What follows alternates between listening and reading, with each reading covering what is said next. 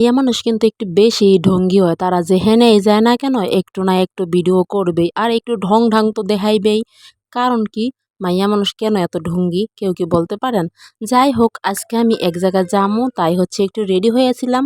আসসালামু আলাইকুম বন্ধুরা, সবাই কেমন আছেন? আলহামদুলিল্লাহ আমি আপনাদের দোয়া এবং আল্লাহর রহমতে অনেক ভালো আছি। আশা করি আপনারাও ভালো আছেন। তো এক জায়গায় যামু একটু রেডি হইছি, সেটা কি আর আপনাদের সাথে শেয়ার না করলে হয়?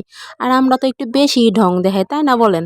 মেয়ে মানুষ বলতেই কিন্তু ঢং, পুরুষ মানুষে কি ঢং করবে তাইলে কি মানাইবে? মেয়ে মানুষেরই কিন্তু ঢং মানায়, তাই না? যাই হোক একটু ঢং ঢাং কইরা এরপরে বাইরে পড়লাম একটা জিনিস কিনতে। এত গরম পড়ছে, গরমের কারণে কিন্তু গরু বাছুর একদম ক্লান্ত হয়ে যাইতেছে। এই জন্য কিন্তু গরুর মাথার উপরে ফ্যান দেওয়া লাগবে, এর জন্য আমি যাই চইলা যাইতেছি একটা ফ্যান কেনার জন্য। যাই হোক এই ফ্যান কিনতেও যাবো, আরও কিছু টুকটাক কাজ আছে সেগুলো সারতেও যাবো। তো এই পর্যন্তই থাক, আর ওখানে যাই ভিডিওটা না করি। এই তো বাড়ি চলে আইছি একটু ফ্যান লইয়া। মানুষের মধ্যে আবার ভিডিও করতে মোর এককালে বেশি লজ্জা লাগে, এককালে ভিডিও করতে পারি না, সেই জন্য রাস্তাঘাটে একটু ভিডিও করে সেইবার একবারে চলে আইছি বাড়ি। এই দেখুন একবারে গুটগুড়ি একটু ফ্যান লইয়া আইছি, আর সাথে মুড়ি ভাজা আরও কত কিছু নিয়ে আইছি। যাই হোক এরপর চলে আইছি রানতে। এখন কিন্তু একবারে রানতে রানতে বাইজে গেছে কিন্তু 1:30। বাড়িতে আসতে 1:30 বাজে গেছে, কিন্তু রাঁধতে তো হবেই। পারতাম আলু ভর্তা আর ভাত তুলে দিতে রাইস কুকারে, কিন্তু ভেবে দেখলাম বিকেলে তো আবার রান্না করতেই হবে, তখন তো আরও বেশি মুশকিল হবে। বিকেলে আরও কাজ থাকে, তখন তো আর পারবো না। এই জন্য একদম দুপুরেই চড়াই দিলাম। এখানে কিছু মাছ নামাইছি, আলু বেগুন আর হচ্ছে পটল দিয়ে একসাথে তরকারিটা রান্না করব।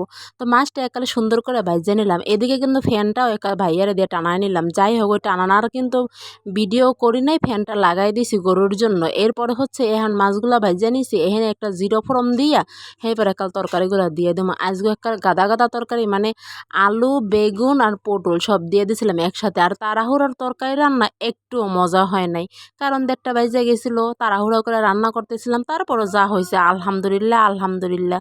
নিজে তো খামো, অন্য তো কেউ খাইবে না, এখানে তো আর কেউ আয় নাই খাইতে, এখন সমস্যা নাই। আর শ্বশুরবাড়িও পুরানো হয়ে গেছে, হেরাও রান্দায় ভুল ধরবে না। আর স্বামী তো বাড়িতেই নাই। যদি বাড়ি থাকতো তাহলে হয়তো তরকারিটা একটু আমু আমু করতো, কিন্তু যাই হোক নিজে খাইছি, খারাপ লাগে নাই। এরপর হয়েছে একটা সব মশলাপাতি দিয়ে এরপর একটা পানি দিয়ে ডাইকে দিব, আর একটা কষান্য রান্নার মধ্যে দেখামো না। আর মাইয়া মানুষ কি কত ঢঙ্গি আছে একটু সবাই কমেন্ট করে জানাবেন যে মাইয়া মানুষরা কত কত ঢঙ্গি হয়। আমি আবার অত ঢঙ্গি না, মাঝে সাঝে একটু ভিডিও করতে চাই, কিন্তু মানুষের সামনে করতে পারি না। ঘরের বাইরে যদি যাই তখন মোবাইলে ধরতে পারি না। তখন যে কি হয়, মনে হয় যে মোবাইল ধরলে কি না কি বলবে, কি না কি ভাববে। সাধারণত একটা ছবি যে আপলোড করবো, এই ছবিটাও মনে করেন কারো কাছে যাইয়া আমি তুলতে পারি না।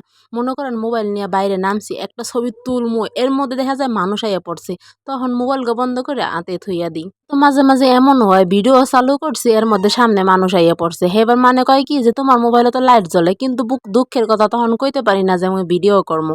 আবার মোবাইলটা যে একটু ধরমু ভিডিও দেখানোর জন্য হেয়াও কইতে পারি না। যখন মানুষের কয় লাইট জ্বলে তখন কই এমনিই জ্বলে। তো আজকের মতো এখানেই শেষ করবো। সবাই ভালো থাকবেন, সুস্থ থাকবেন।